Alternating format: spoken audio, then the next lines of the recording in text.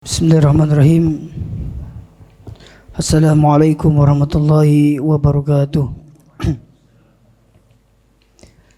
Innal hamdalillah nahmaduhu wa nasta'inuhu wa nastaghfiruh wa na'udzu billahi min shururi anfusina wa sayyiati a'malina. May yahdihillahu fala mudilla lahu wa may yudlil fala hadiya lahu. Asyhadu an la ilaha illallah wahdahu la syarika lahu wa asyhadu anna Muhammadan abduhu wa rasuluh. Allahumma salli wa sallim ala nabiyyina Muhammad wa ala alihi wa ashabihi wa man tabi'ahum bi ihsanin ila yaumiddin. Qala Allah ta'ala fil Qur'anil Karim, ya ayyuhalladzina amanu taqullaha haqqa tuqatih wa la tamutunna illa wa antum muslimun. Ya ayyuhalladzina amanu taqullaha wa qulu qawlan sadida يصلح لكم أعمالكم ويغفر لكم ذنوبكم ومن يطع الله ورسوله فقد فاز فوزا عظيما فإن أصدق الحديث كتاب الله وخير الهدي هدي محمد صلى الله عليه وسلم وشر الأمور محدثاتها فإن كل محدثة بدعة وكل بدعة ضلالة وكل ضلالة في النار. أما بعد. Jamaah salat maghrib yang semoga dirahmati Allah subhanahu wa ta'ala. Alhamdulillah, kita bersyukur kepada Allah Jalla Jalaluh yang pada malam hari ini masih memberikan kita kesehatan dan kesempatan untuk bisa sama-sama menimba ilmu agama. Salawat serta salam semoga tetap tercurahkan kepada Nabi kita Nabi Muhammad sallallahu alaihi wasallam, seorang rasul yang diutus oleh Allah subhanahu wa ta'ala untuk menyempurnakan akhlak yang agung. Jamaah salat maghrib, a'azzanallahu wa iyyakum. Kita sudah libur ya berapa bulan. Yang mudah-mudahan kita lebih semangat lagi dalam belajar ilmu agama. Dan semoga kita ini bisa istiqamah di dalam menuntut ilmu agama. Karena sesungguhnya keistiqomahan ini merupakan sesuatu yang sangat penting. Terkadang orang susah untuk istiqamah. Maka dengan semangat yang tinggi dalam belajar ilmu agama, insyaallah seseorang akan berusaha untuk istiqamah. Seorang ulama pernah mengatakan, wa anal istiqamah atau wa anal karamah luzumul istiqamah. Sesungguhnya karamah para wali Allah, para kekasih Allah adalah ketika seorang bisa istiqamah. Istiqamah di dalam menuntut ilmu, istiqamah di dalam ibadah, dan istiqamah dalam ibadah-ibadah yang lainnya. Bagaimana kiatnya agar kita bisa istiqamah? Pertama, berdoa sama Allah. Berdoa supaya hati kita ini tetap diberikan keistiqomahan. Lebih-lebih di dalam menimba ilmu agama. Minta sama Allah. Karena namanya hati manusia bisa berbolak-balik. Sekarang dia bisa beriman, besok bisa kufur. Sekarang dia semangat, besok bisa futur. Karena namanya hati manusia itu bisa berbolak-balik. Rasulullah sallallahu alaihi wasallam mengajarkan sebuah doa, ya muqallibal qulub tsabbit qalbi ala dinik. Wahai yang membolak-balikkan hati, teguhkanlah hatiku di atas agamamu. Baca doa ini ketika hati kita ini bimbang, ya, supaya kita tetap diberikan keistiqomahan. Kemudian yang kedua, tanamkan dalam diri kita niat yang ikhlas.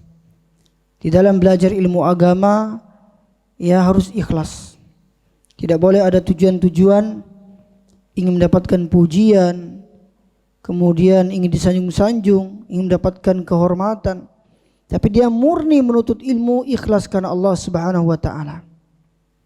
Ya, sering saya sampaikan, orang yang belajar ilmu agama dan ikhlas karena Allah, kata Syekh Al-Utsaimin rahimallahu ta'ala di dalam kitabnya Ta'zimul Ilm, itu maksudnya ada 4. Yang pertama, dia belajar ilmu agama karena ingin menghilangkan kebodohan dari dirinya sendiri. Bukan tujuan yang lain, tapi murni ingin menghilangkan kebodohan dari dirinya. Yang kedua, dia belajar ilmu agama untuk menghilangkan kebodohan dari orang lain. Yang ketiga, dia belajar ilmu agama karena ingin menjaga ilmunya para ulama.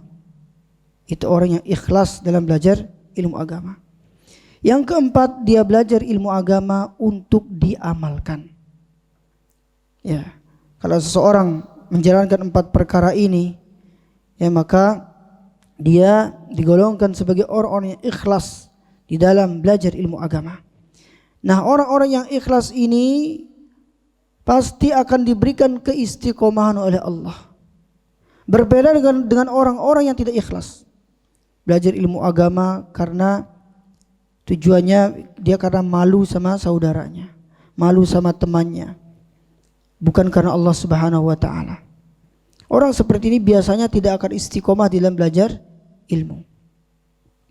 Seperti disebutkan oleh Syekhul Islam Ibnu Taimiyah rahimallahu taala, "Wa ma la yakunu lahu la yanfa'u wa la yadum." Sesuatu yang tidak didasari dengan keikhlasan, suatu ibadah yang tidak didasari dengan keikhlasan, maka dia tidak akan bermanfaat dan tidak akan istiqomah. Ya, maka penting niat yang ikhlas dalam belajar ilmu agama. Kemudian yang ketiga, bagaimana agar seorang bisa istiqomah? Yaitu dia terus menerus melakukan amalan soleh meskipun amalan itu sedikit.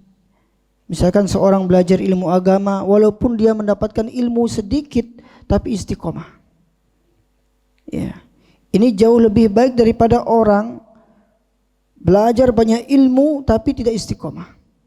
Dalam sehari dia belajar banyak ilmu, tapi besoknya tidak menuntut ilmu lagi, tidak istiqomah. Makanya Rasulullah SAW menyebutkan, amalan yang paling dicintai oleh Allah adalah amalan yang dilakukan secara terus-menerus meskipun amalan itu sedikit. Apa kata Rasulullah? Ahabbul a'mali ilallah adwamuha wa in qalla. Amalan yang paling dicintai oleh Allah Subhanahu wa taala adalah amalan yang dilakukan secara kontinu, terus-menerus, meskipun amalan itu sedikit. Ya. Ini kiatnya. Kemudian yang keempat, selalu introspeksi diri, mengoreksi diri kita. Sudahkah kita melakukan amalan soleh? Sudahkah kita mendapatkan ilmu? Koreksi diri kita. Orang-orang yang selalu introspeksi diri, dia akan merasa bahwa amalan yang dia lakukan itu masih sedikit. Ya. Kemudian yang kelima, selalu mencari teman-teman yang soleh, teman-teman yang baik. Kalau ingin istiqomah di dalam belajar ilmu agama, cari teman-teman yang rajin ikut kajian. Teman-teman yang selalu mengajakin kita untuk kebaikan. Karena ingat, teman itu bisa mempengaruhi. Seperti disebutkan oleh ahli hikmah, yuzannu bil mar'i ma yuzannu bi qarini. Seorang itu bisa dinilai dari siapa yang menjadi teman dekatnya. Maka cari teman-teman yang selalu rajin, ya, bukan cari teman-teman yang selalu malas ikut kajian. Ya, bahkan ulama mengatakan di dalam kitab Tuhfatul Ahwadi Syarah Sunan At-Tirmidzi, berteman dengan orang-orang yang pelit biasanya akan jadi orang pelit. Berteman dengan orang-orang yang zuhud biasanya akan menjadi orang zuhud. Nah, begitu juga berteman dengan orang-orang yang rajin ikut kajian, lama-lama dia akan rajin istiqomah dalam belajar ilmu agama. Ya. Kemudian yang harus kita perhatikan di dalam belajar ilmu agama ini, jangan ada rasa bosan. Jangan ada rasa bosan. Belajar ilmu itu harus semangat. Kalau kita futur, maka perbanyak membaca kitab-kitab ulama, khususnya yang berkaitan tentang nuntut ilmu. Ya, seperti kitab Ma'alim fi Thariqi Thalabil Ilm. Ya, di situ menceritakan tentang bagaimana semangat ulama di dalam menuntut ilmu agama. Ya, dan kita pun harus berusaha untuk tetap semangat dalam belajar ilmu agama. Jamaah salat maghrib yang dirahmati Allah Subhanahu wa taala, pada kesempatan yang berbahagia ini kita akan bahas lanjutan dari kitab Mawsu'atul Akhlaq. Kita masih pada pembahasan tentang al-ghairah. Al-ghairah ini artinya rasa cemburu. Al-ghairah secara bahasa itu masdar ghara. Ghara yagharu ghairatan wa ghairan wa ghiyaran wal ghairah. Maknanya ghara ar-rajulu ala ahlihi wal mar'atu ala ba'liha. Di sini artinya itu rasa cemburu. Dan mana ketika dia ada rasa cemburu, dia akan melindungi orang yang dia cintai.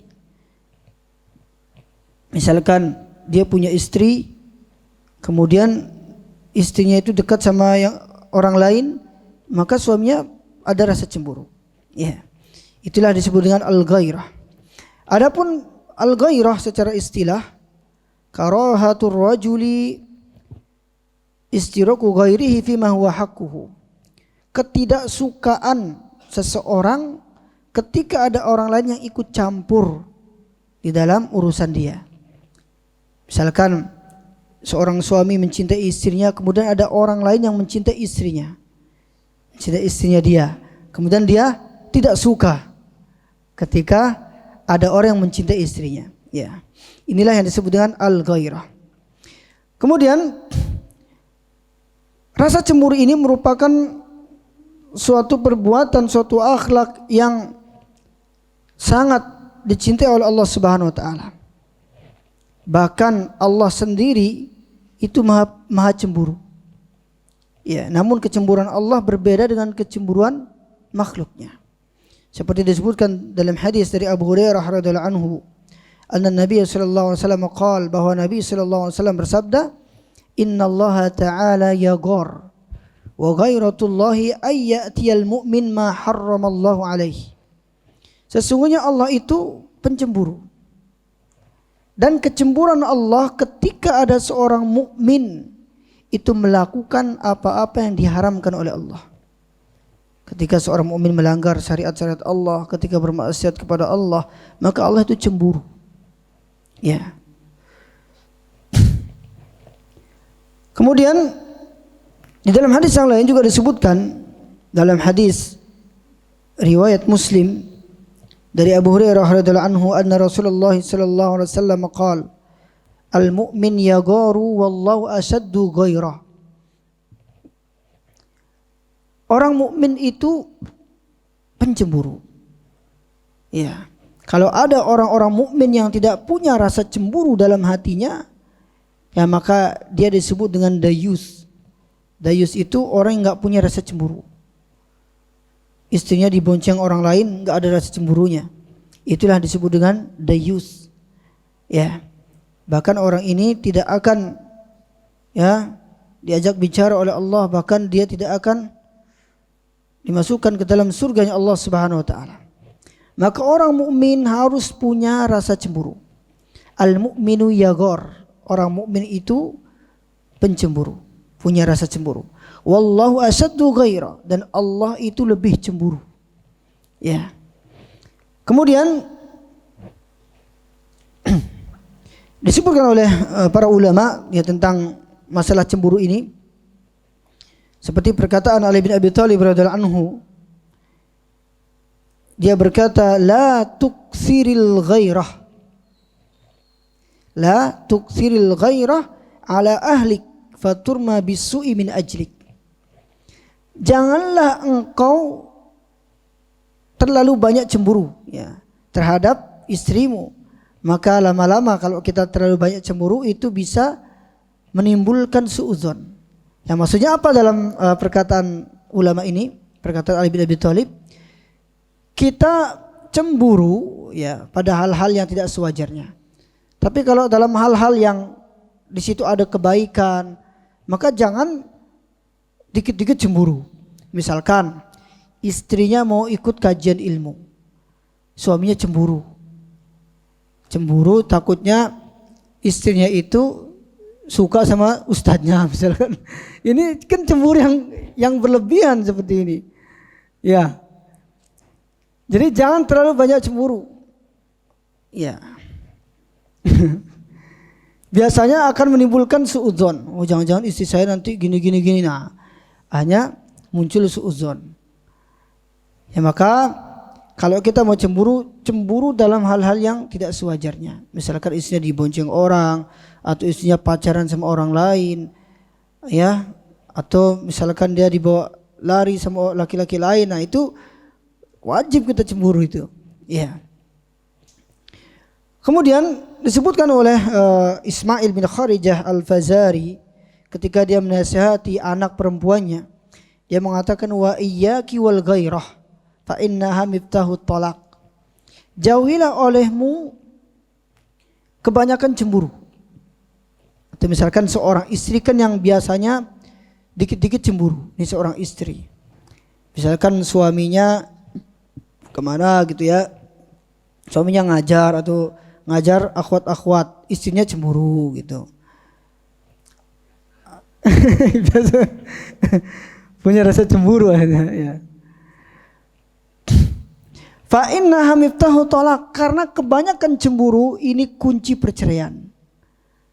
Ya, makanya kalau memang suaminya itu melakukan kebaikan, ketaatan, tidak perlulah cemburu-cemburu gitu ya, kecuali kalau suaminya itu ya nikah diam-diam, lah itu wajar istri cemburu. Atau suaminya poligami, enggak bilang-bilang ke istrinya. Bahkan Aisyah saja punya rasa cemburu ya ketika dipoligami oleh Rasulullah. Ya, Aisyah pencemburu ya. Kemudian disebutkan juga oleh Abul Aswad ketika dia berkata kepada anak perempuannya, iyyaki wal ghairah fa innaha miftahut talaq wa alayki, ya, iyyaki wal ghairah fa innaha miftahut talaq wa alayki bizzinah wa azyanu zinah al-kahl wa alayki bit-tib wa atyabut tib isbagul wudu. Jauhilah olehmu kebanyakan cemburu, karena kebanyakan cemburu itu kunci perceraian. Ya. Kemudian hendaklah engkau berhias. Kalau ingin suaminya betah di rumah, maka seorang perempuan harus pandai berhias, mempercantik diri.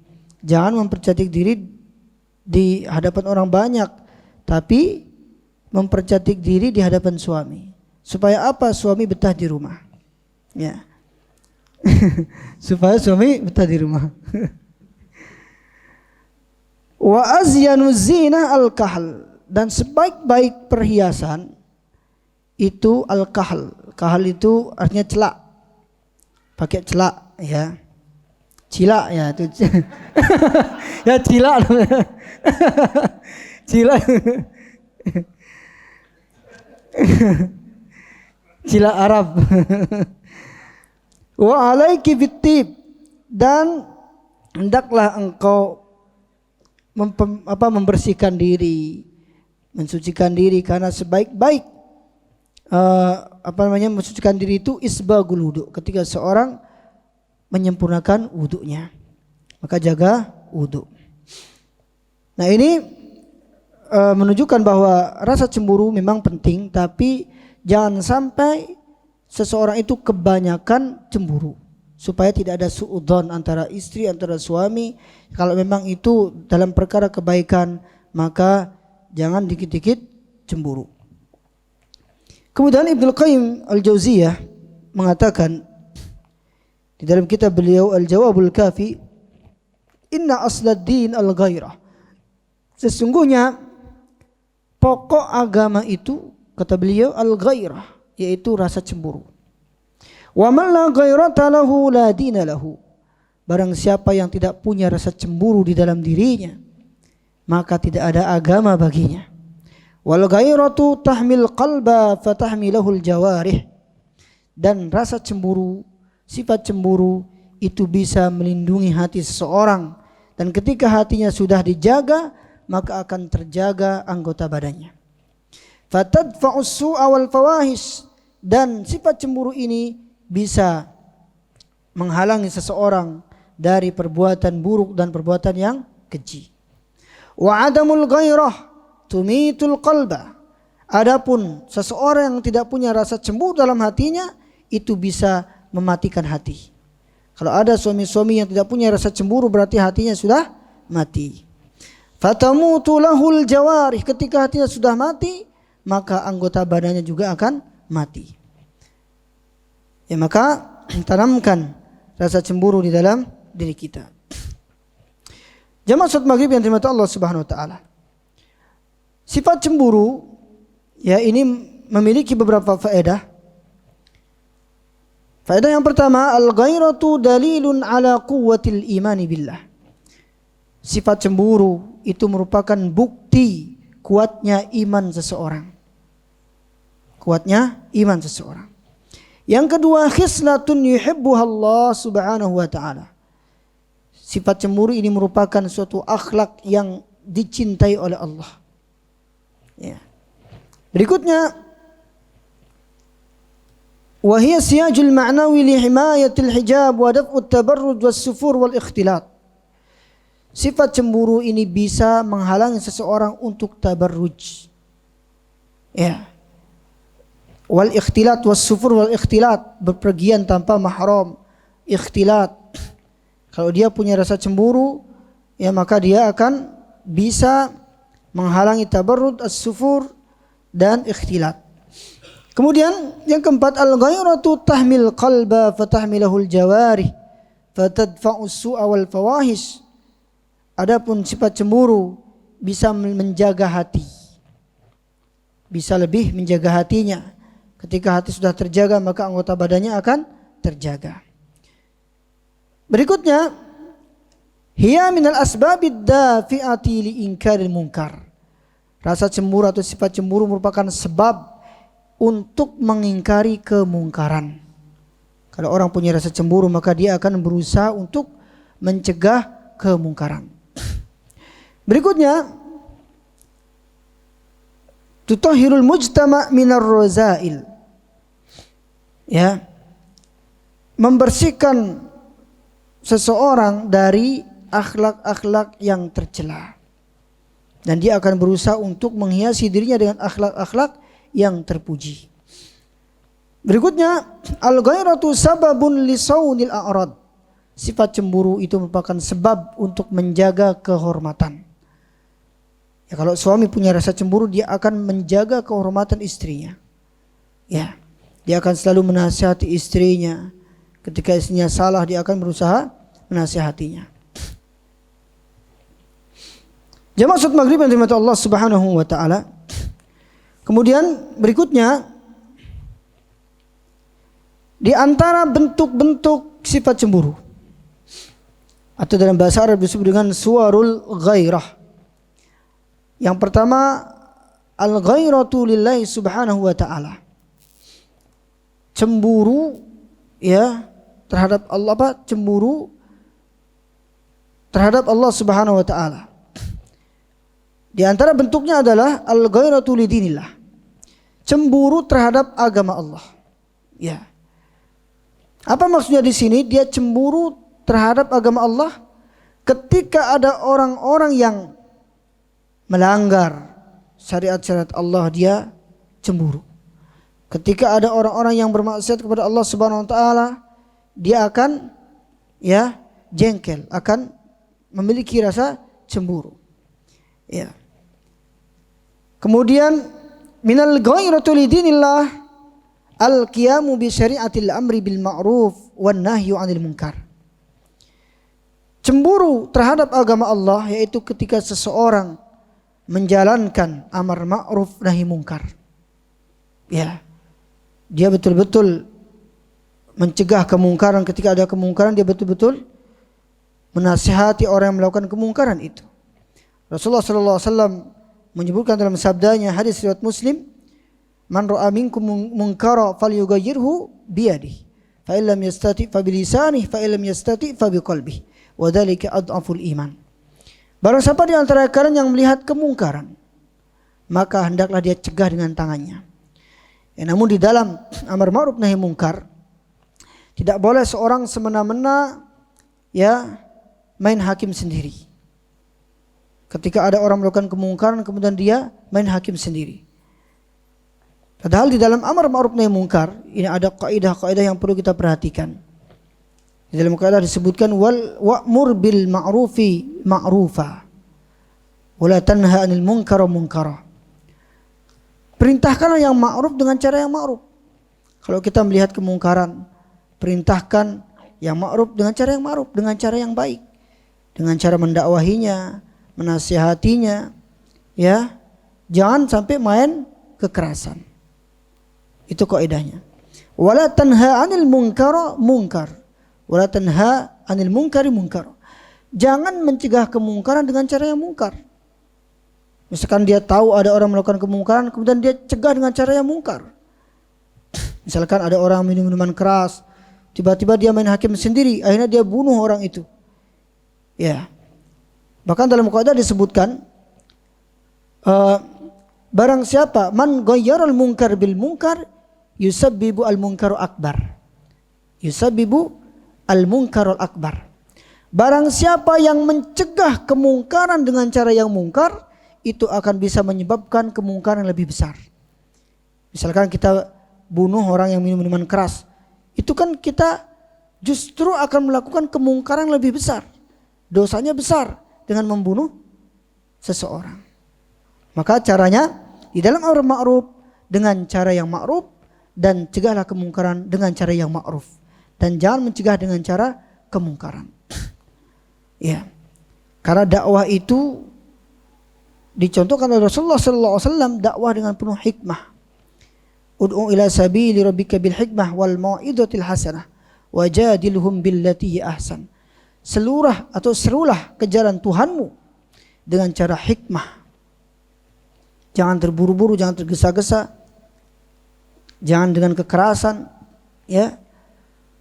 Kemudian setelah kita tidak mampu dengan cara hikmah, dengan cara nasihati dia. Kalau tidak mampu juga wajadilhum billati ahsan, ajak dia diskusi dengan cara yang paling baik. Ya, bukan dengan cara memponis orang, menghujat orang, ya. Karena kita nggak tahu, siapa tahu orang itu dapat hidayah. Mungkin dia bergelimang dosa, ya. Kita doakan saudara kita. Kalau memang dia tidak menerima nasihat kita, kita doakan supaya dia mendapatkan hidayah. Ya, bahkan Rasulullah sallallahu alaihi wasallam dalam sabdanya menyebutkan ketika seorang berdakwah dengan cara lemah lembut. Apa kata Rasulullah? Basyiru wa la tunaffiru. Atau yassiru wa la tu'assiru wa basyiru wa la tunaffiru. Berilah kabar gembira dan jangan ya membuat orang lari. Baru mendakwahi orang yang suka minum, kemudian dia langsung memponis, maka orang itu akan lari dari dakwah. Yassiru wa la tu'assiru. Permudahlah dan jangan dipersulit. Ya. Mendakwahi orang-orang yang baru tobat, ya, permudah dulu. Sampaikan dulu yang mudah-mudah. Jangan langsung membahas ya masalah bid'ah dan yang lainnya. Orang baru ikut kajian. Ya, sampaikan yang mudah-mudah dulu. Ajarkan dia bagaimana cara sholat yang benar. Karena orang baru tobat nih Pak, belum pernah tahu masjid. Ya, tiba-tiba dia langsung ya menyampaikan sesuatu yang sulit-sulit gitu ya. Orang akan bingung jadinya ya jamaahnya. Kemudian disebutkan dalam sabda Rasulullah sallallahu alaihi wasallam, fa illam yastati fa bilisani, kalau tidak mampu dengan tangan maka cegahlah dengan lisan, dengan cara menasihati. Fa illam yastati fa biqalbi, dan jika tidak mampu dengan lisan maka dengan hati. Wa dzalika adaful iman, maka itulah merupakan selemah-lemah iman. Inilah metode dakwah yang diajarkan oleh Rasulullah sallallahu alaihi wasallam. Dakwah tidak boleh tergesa-gesa. Ya, dakwah itu butuh tahapan. Bitadarruj, ya, bertahap, ya. Dan dalam berdakwah harus butuh kesabaran. Butuh kesabaran. Kemudian berikutnya di antara bentuk kecemburuan terhadap Allah Subhanahu wa taala, al-farahu bizawali dzulmi wa dzulmah. Dia senang ketika hilangnya kezaliman. Kita senang, ya, sebagai seorang mukmin, sebagai seorang muslim harus bangga atau senang ketika kemungkaran hilang. Ya. Disebutkan di sini innal muslimal ghayyur la yafrahu idza uzilal munkar. Seorang muslim yang pencemburu itu dia akan benar-benar bangga ketika kemungkaran hilang di muka bumi ini. Wa qama'at fahisah, kekejian juga hilang di muka bumi ini. Ya. Namun sebaliknya jika seseorang dia malah bangga dengan kerusakan-kerusakan, kezaliman-kezaliman, ada kemungkaran-kemungkaran, dia malah senang. Ya, maka di dalam hatinya tidak ada rasa cemburu. Ya. Dia gak kasihan kepada saudaranya ketika melakukan kemungkaran. Justru dia harus menasihati saudaranya supaya meninggalkan kemungkaran itu. Berikutnya, di antara bentuk al-ghairah, al-ghairatu lirrasul sallallahu alaihi wasallam. Cemburu terhadap Rasulullah sallallahu alaihi wasallam. Maksudnya apa di sini? Cemburu ketika Rasulullah sallallahu alaihi wasallam disakiti. Ketika Rasulullah dihina. Ya, dia cemburu ketika ada yang menjatuhkan kehormatan Rasulullah dan dia akan betul-betul menolong, ya, Rasulullah sallallahu alaihi wasallam, akan menjaga kehormatan Rasulullah sallallahu alaihi wasallam.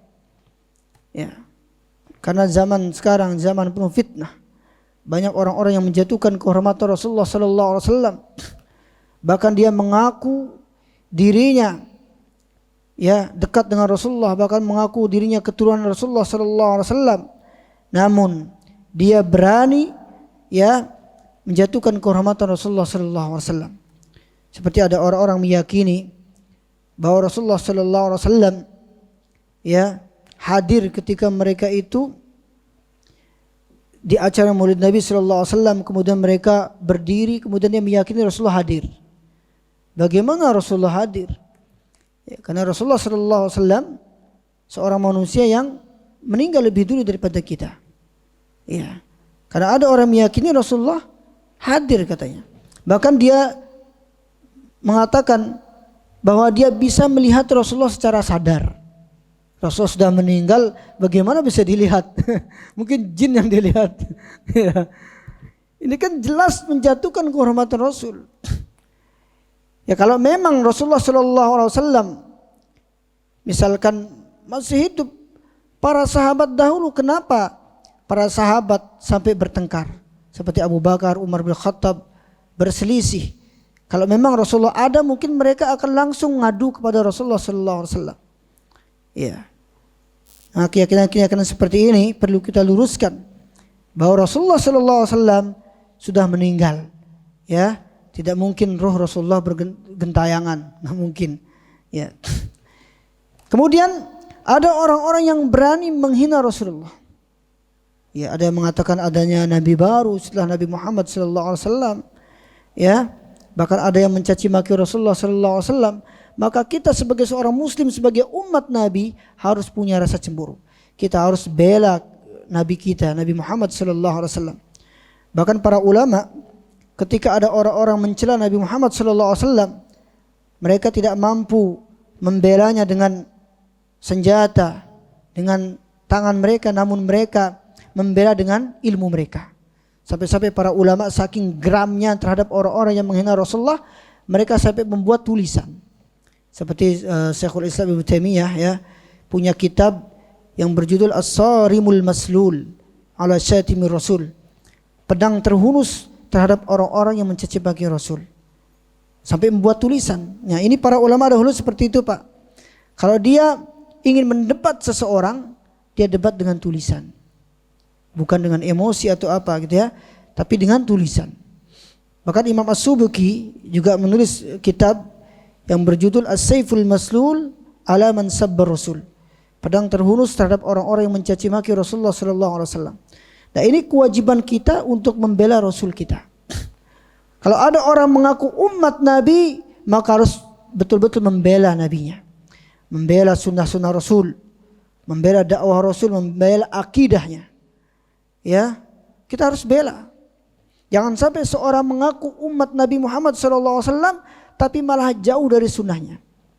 Ada enggak orang mengaku umat Rasul tapi jauh dari sunnahnya? Ada. Dia mengaku keturunan Nabi tapi jauh dari sunnah Nabi. Ya, dia mengaku ya cinta kepada Rasulullah SAW tapi terlalu berlebihan di dalam memuji Nabi. Bahkan sampai mengkultuskan.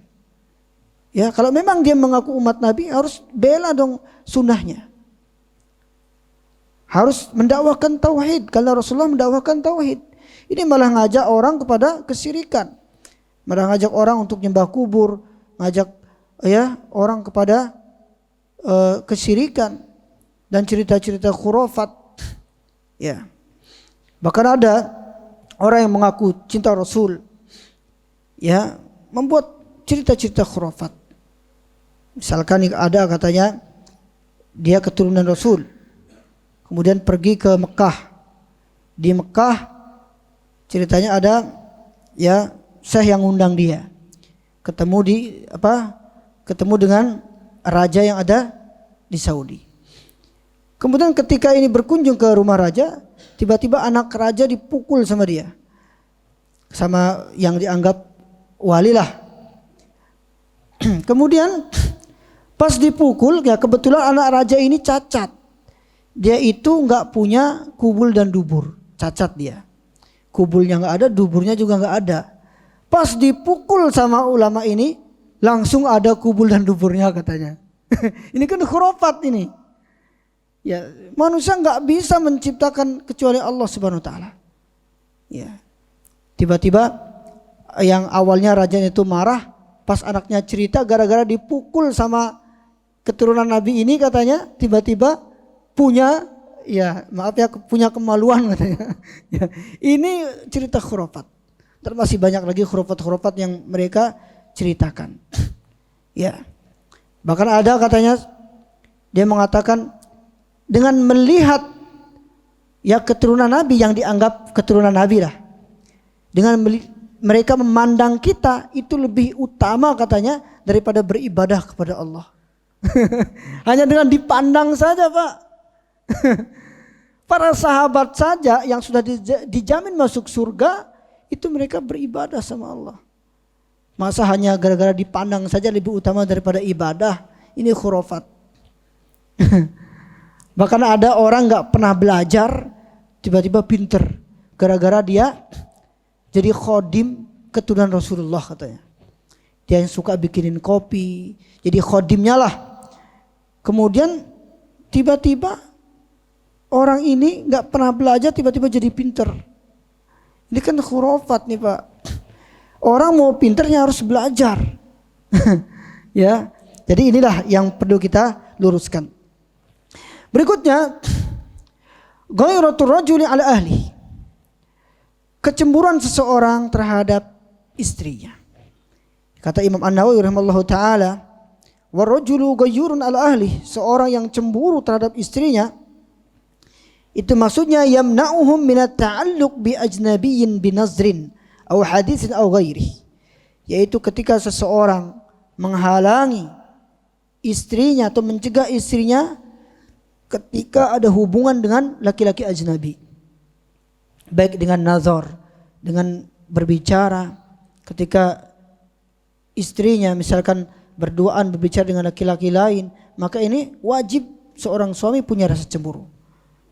Ya, atau istrinya saling memandang dengan laki-laki lain, ya, maka ini perlu seorang suami harus cemburu. Ya. Jamaah salat maghrib yang dirahmati Allah Subhanahu wa taala. Kemudian berikutnya asbabu dha'fil ghairah. Di antara sebab-sebab yang menjadikan rasa cemburu itu lemah. Sebab-sebab yang menjadikan seorang sedikit punya rasa cemburu. Apa di antaranya? Dha'ful iman.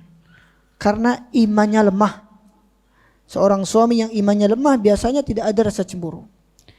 Istrinya enggak pakai jilbab, dia biarin. Istrinya buka aurat, dia biarin. Istrinya dibonceng laki-laki lain, dia biarin. Ya. Ini karena apa? Dha'ful iman. Imannya lemah. Berikutnya kasratud dzunub, karena banyak dosa. Suaminya juga banyak dosa, akhirnya dia biarin saja istrinya. Ya. Kata Ibnu Qayyim rahimallahu taala di dalam kitab Jawabul Kafi, wa min uqubatid dzunub, di antara akibat dosa, annaha tudfi'u minal qalbi narul ghairah. Di antara akibat dosa atau pengaruh dosa itu bisa memadamkan ya rasa cemburu dari hati. Karena apa? Karena banyak dosa. Misalkan suaminya sendiri tidak memberikan contoh yang baik kepada anak dan istrinya. Ya, kemudian dia menginginkan istrinya menjadi istri yang baik. Sedangkan suaminya saja ya tidak baik.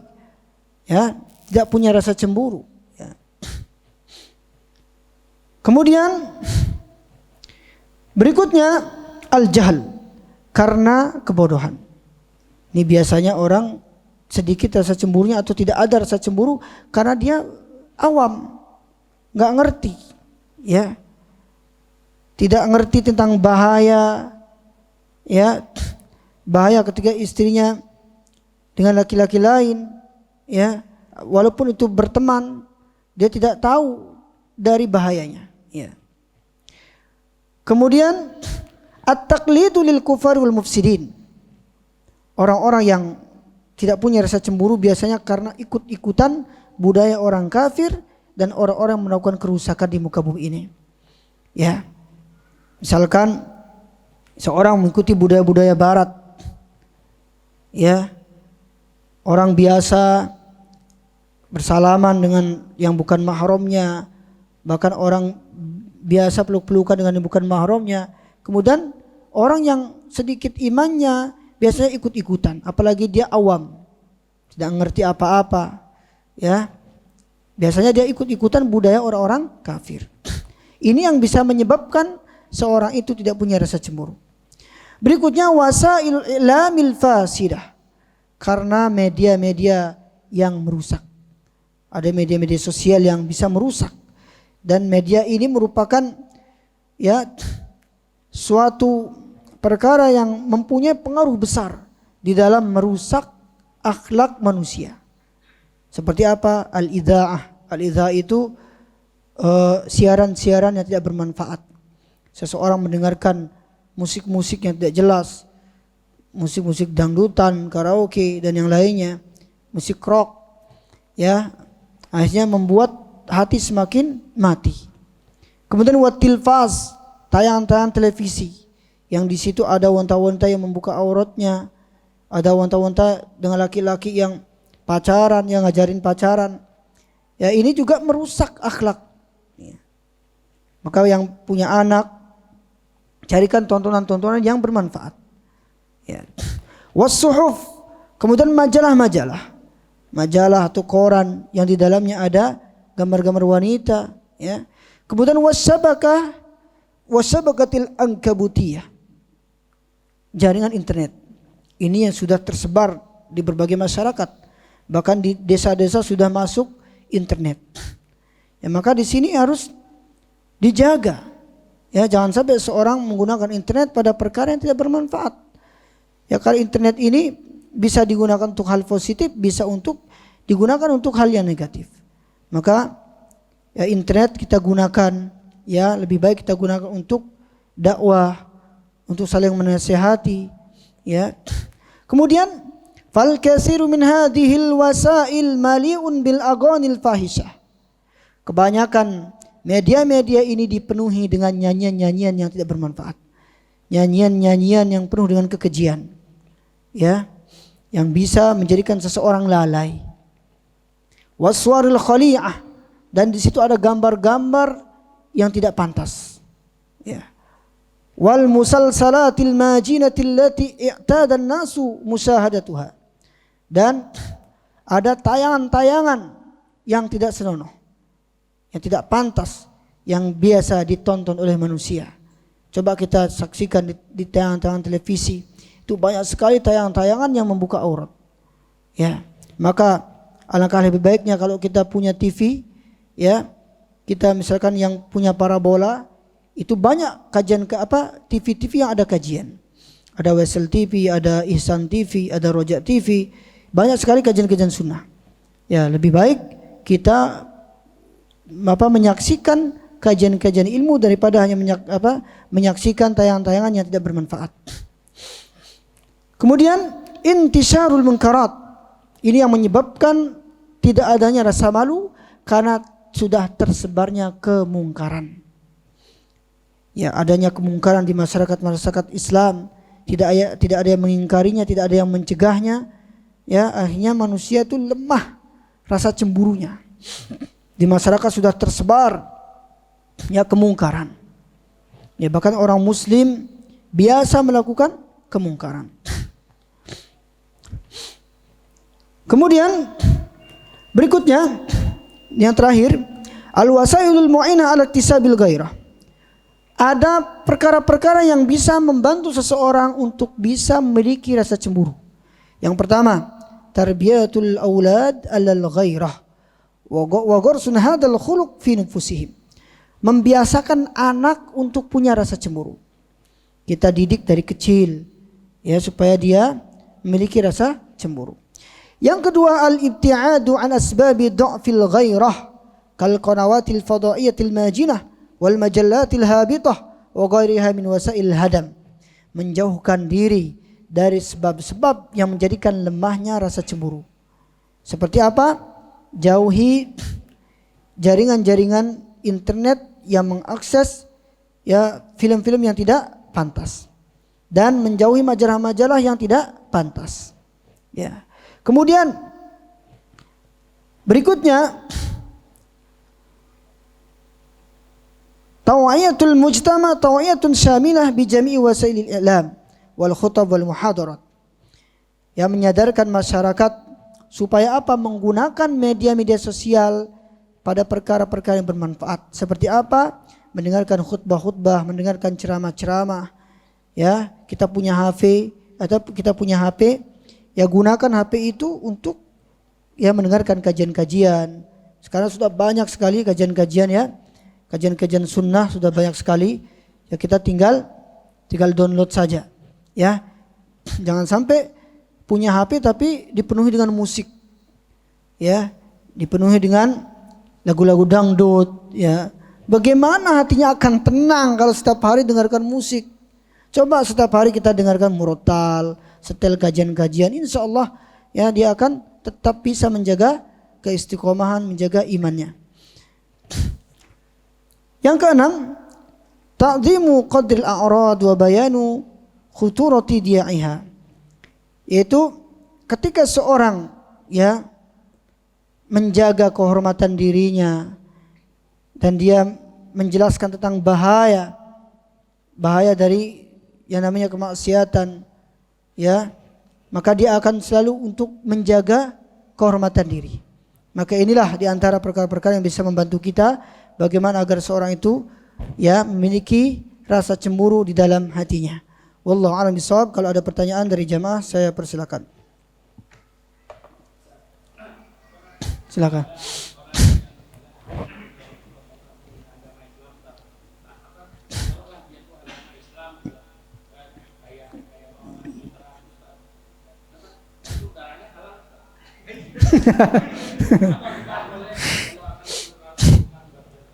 Ya. Terima kasih atas pertanyaannya. Pertama kita perhatikan dalam sabda Rasulullah sallallahu alaihi wasallam. Al-muslim akhul muslim. Muslim saudara muslim yang lainnya. La yazlimuhu wa la yahkiruhu wa la yakhdhuluhu. Tidak boleh saling menzalimi, tidak boleh saling merendahkan, tidak boleh saling menghina. Kemudian Rasulullah mengatakan al-muslim 'alal muslim haram. Muslim atas muslim yang lainnya haram damuhu, haram darahnya. Wa maluhu, haram hartanya. wa irduhu, dan haram kehormatannya. Berarti seorang muslim atas muslim yang lainnya tidak boleh saling membunuh. Ya, tidak boleh saling membunuh selama dia bersyahadat, sama-sama kita sholat. Kita tidak boleh gampang-gampang menumpahkan darah seorang muslim. Bahkan ya, tidak hanya sama muslim saja, orang non muslim saja kita wajib lindungi darahnya. Kecuali orang-orang yang disebutkan dalam perkataan ulama, ada orang-orang kafir yang ada yang kita lindungi, ada yang kita ya halalkan darahnya, ya seperti itu. Kemudian haramun maluhu, haram hartanya. Sama muslim tidak boleh saling mengambil harta dengan cara yang tidak benar, dengan mencuri, merampok. Wa irduhu, dan tidak boleh saling menjatuhkan kehormatan secara muslim, ya, menjatuhkan kehormatan sesama muslim. Bahkan dalam kaidah disebutkan al aslu fi damil muslim wa malihi wa irdihi haram. Asal darah seorang muslim, harta seorang muslim, kemudian kehormatan seorang muslim itu haram. Tidak boleh gampang-gampang ya untuk membunuh saudara kita sama muslim. Ya. Kemudian bagaimana kalau seseorang itu misalkan menghina Rasul kita, Nabi kita, ya, kita lihat dulu kalau dia memang karena khilaf atau tidak sengaja, kemudian dia bertobat kepada Allah Subhanahu wa taala, maka kita jangan main hakim sendiri. Memang dalam syariat Islam, hukuman bagi orang-orang yang menghina Rasul itu dipenggal. Dipenggal, Pak. Ini bahkan ulama sepakat, barang siapa yang menghina Rasulullah secara sengaja, maka hukumannya dibunuh. Namun ketika seorang membunuh, jangan main hakim sendiri. Misalkan dia tahu balasan bagi orang menghina Rasulullah, kemudian halal darahnya, kemudian dia ngambil pedang langsung penggal leher orang. Ini jelas akan menimbulkan kemungkaran yang lebih besar. Kita serahkan kepada pihak yang berwajib, karena kita kan mengikuti peraturan undang-undang. Jadi kita serahkan kepada pihak yang berwajib. Ya, misalkan supaya dia jera, biar dia dipenjara. Kita tuntut dia supaya dia jera. Jangan sampai kita main hakim sendiri. Karena ada orang awam yang tidak ngerti apa-apa, ketika dia melihat ada orang yang menghina Rasulullah sallallahu alaihi wasallam, kemudian dia langsung bunuh orang itu. Jangan sampai kita melakukan tindakan seperti itu. Kalau memang kita enggak suka ketika ada orang menghina Rasul kita, maka kita laporkan. Ya, kita punya polisi, serahkan kepada polisi. Ya, atau kalau kita ingin menasihati dia, maka nasihati dengan cara yang baik supaya dia bertaubat, atau kita doakan dia supaya dia mendapatkan hidayah. Seperti itu. Wallahu a'lam bishawab. Ada lagi? Apa? Ya, pertama ini dulu. Pertama, bagi orang ini nikah yang keberapa nih?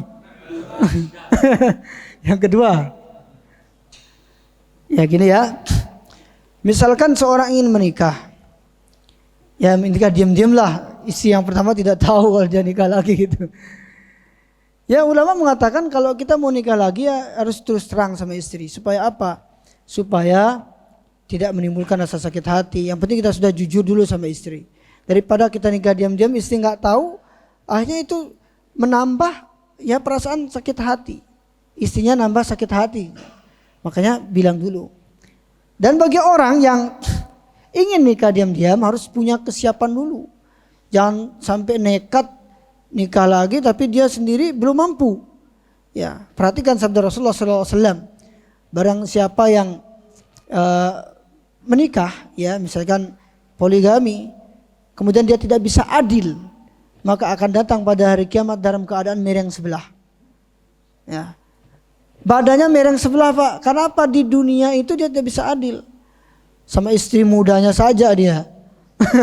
Istri yang tua nggak pernah dikunjungin sama dia, nggak pernah dikasih nafkah. Giliran istri mudanya selalu dikasih nafkah. Nah, ini hati-hati. Bagi orang yang ingin poligami harus siap dulu. Siap mental, punya kecukupan, ya, baik dari segi harta dan yang lainnya. Supaya apa? supaya adil dalam membina rumah tangga. Seperti itu. Jadi ya izin dulu sama istrinya. Ya. Ya kalau nggak dikasih itu hak suami. Iya. Yang penting sudah izin. Ada lagi? Hah? Ya silakan.